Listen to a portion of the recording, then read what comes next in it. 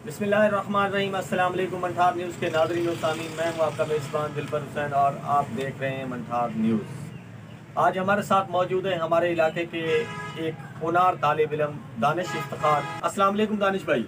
वालेकुम अस्सलाम दिलबर भाई, क्या हाल है?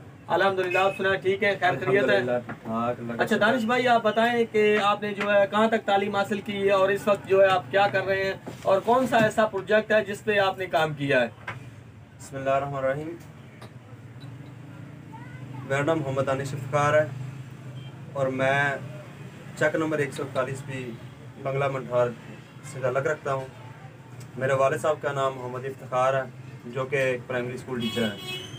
मैंने अपनी इब्तदाई तालीम अपने वालिद साहब से प्राइमरी तक हासिल की। साथ compressed air vehicle, compressed air vehicle basically जो हमारे पास कंप्रेस हाई प्रेशर एयर है, उससे हमारे पास हमने गाड़ी को चलाया था।